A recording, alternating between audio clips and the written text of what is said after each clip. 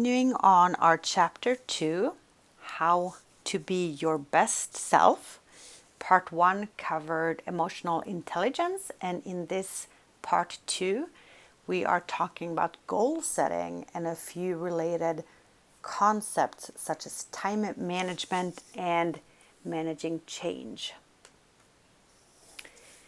So goal setting, this is undoubtedly a concept that you have heard about many times. SMART goals have been around forever. It is already established that setting goals will make you more productive, will make you more successful. Planners who set goals always outperform non-planners. This is true for companies and organizations. This is true for individuals. So the SMART goal philosophy, again, has been around for a very long time. And this philosophy is literally just a step-by-step method that ensures that our goals are set effectively. This is one example. If you Google SMART goals, you can find different examples. This one I pulled from the website that you see below, hdic.clemson.edu, because that's what I found in my Google search. So the S stands for specific. When you set a goal, you want to make sure that you state exactly what it is you want to accomplish. What are you doing? I am stating a goal that I want to run a 5K, right? It needs to be measurable. How can you measure whether or not you were successful? Running 5,000, right, meters is a measurable goal. If I said I want to run, I just want to run, then that is not measurable. Running a 5K clearly is measurable. We can also use smaller mini goals to measure the progress towards that. I can learn to run 500 meters and then 1,000, etc. The A stands for achievable, which means that we are making the goal reasonable. 5K is reasonable. I will never be an ultra runner, someone who runs, I don't know even how far they run. 100 miles, 1,000 miles, I don't know. Too far. It needs to be realistic. It's a goal that is relevant, realistic to my life. Staying physically healthy is realistic, it is relevant. And then timely. We need to give ourselves a timeline. I didn't say by when I want to run a 5K, let's say by the end of the year. So on December 31, which is the end of the year here in the United States, did I run a 5K or not? SMART goals. Within the SMART goals, we can use something called objectives. An objective is a shorter term goal that we must do in order to accomplish the bigger goal. So the bigger goal is deemed a goal and the sub goals are deemed objectives. So the example here on this slide, the goal is to earn a degree and the objectives would be to take 3 courses per semester or quarter, to study at least 3 to 6 hours a day so that you can earn a 3.5 GPA, seeing your advisor once per quarter, once per semester, socializing with friends 1 night a week, and studying the rest. Goals versus objectives. Time management. Time management is crucial together with goal setting. So time management deals with how well we use the time we actually have. We all have the same 24 hours in a day. How do you use it? So becoming more proficient at managing your time will behoove you. And so time management is part of goal setting, and it is also part of emotional intelligence that we talked about, which is the self-management piece. So here are some strategies for time management.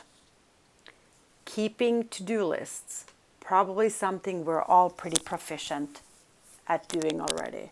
But how about this one? Don't overworking yourself. I had a friend in grad school. This person was in the office 7 days a week, 14 hours a day. Not any more productive than the rest of us. Take breaks, pace yourself. Stay organized. Know where you have your files on your computers. Put the car keys back if you drive, where in the same pocket on the backpack every time. Be organized, and that will help you save time. We know that multitasking is not good for the brain. Your brain can literally only focus on one thing at a time. As soon as you switch directions, you lose that focus, and it will take you several seconds to get back at what you were doing. Understanding your work style. Do you work best in the morning, in the afternoon? When you're a little bit hungry, before workout? Figure out when you work the best, manage your energy, and set up your schedule after that.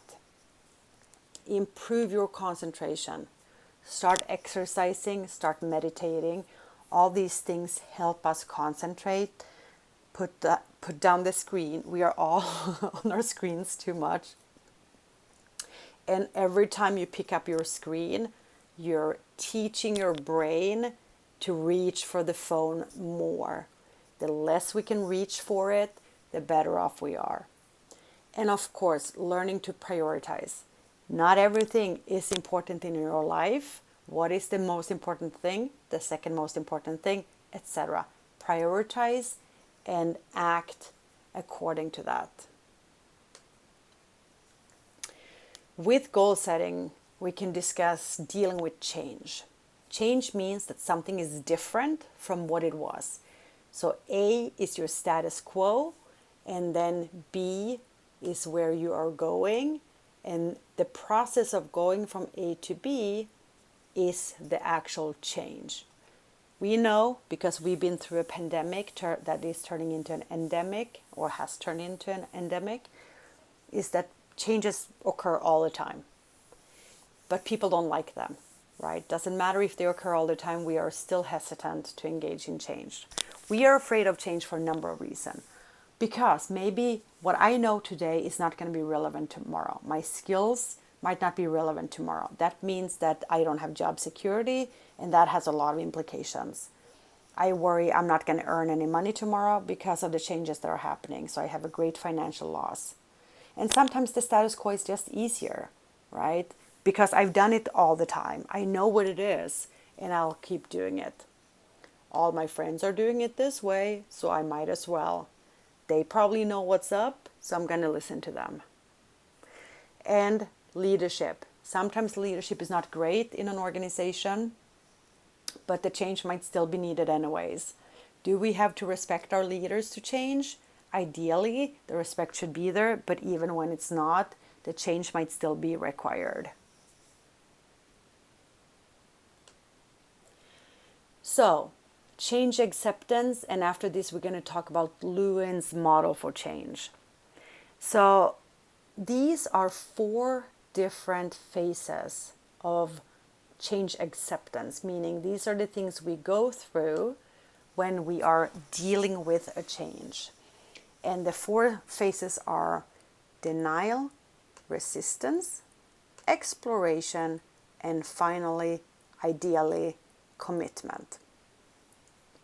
So in the first stage, denial, we are literally not even agreeing to the fact that there is a change coming. So we are refusing to believe it, and we say things like, they don't really mean it, and no, it can't happen here. We might feel numb, and we just go along as everything is normal, everything as usual attitude. We don't listen to new information, we don't pay attention. Typically this stage is relatively quick because there is information that shows us that the change is happening. So we now know that it is. But we move into resistance. Here we are just refusing to participate and to listen. We're angry, we're hurt, we're frustrated, we're blaming other people, we're complaining, we're withdrawing. We're just super unhappy about the way things are, and we are not on board supporting, helping, or even listening. Once that have been going on for a while, we might pop into exploration space. This means we are trying to see what could happen if the change was to go through, and it's kind of looking like it will. So you start asking questions like, what is going to happen to me? You're starting to look for possibilities, and you're still indecisive, and you're still a bit unfocused, but things are looking a little bit more clear. You're understanding a little bit more about what will happen, what is going on, what support and resources will be there for you, and here we're starting to learn new skills.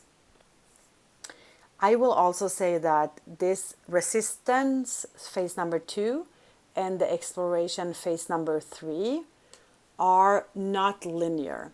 So you might go back and forth between these for a while. So at first you resist in phase 2, you go into exploration, you feel a little hopeful, you might encounter some new information that you didn't like, and so you go back into resisting. And this might pivot for a little bit of time.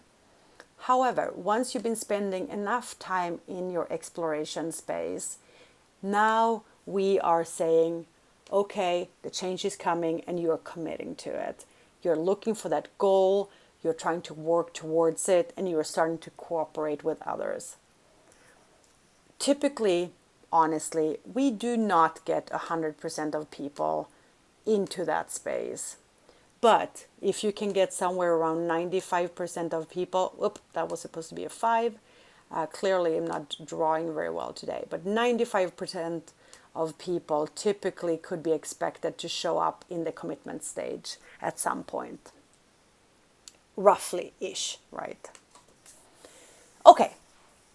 Lewin's change model as it relates to goal setting, right? We set goals. Sometimes they have to change because the world around us changes. So Kurt Lewin was a social psychologist. He was active at MIT, Massachusetts Institute of Technology, I believe that stands for, and created a 3-phase model of what change could look like, or the change process. Excuse me. Oh, got a super tickle in my throat. Maybe that's some allergies right now. I apologize. So, it's a 3-phase model, and it starts with the unfreezing. Before we can start the change process itself, we need to unfreeze the minds of the people that will be part of the change. And so here we need to have some sort of motivation, some business case, some reason for the change before the change can actually take place. What is it that we need to change for? We call that unfreezing. Once our minds are unfrozen and we are motivated to change, now we actually change. And we call that changing, right? That is the changing process. This might be long, although we do encourage organizations to change as quickly as possible, because the longer it goes on, the more change fatigue we might see, the more resistance we might see. So changing as quickly as possible is ideal. And once the change has occurred, we need to refreeze. So we are making the changes permanent.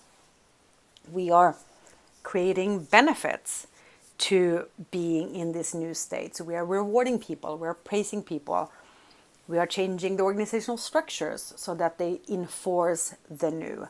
So refreezing is about making the change permanent.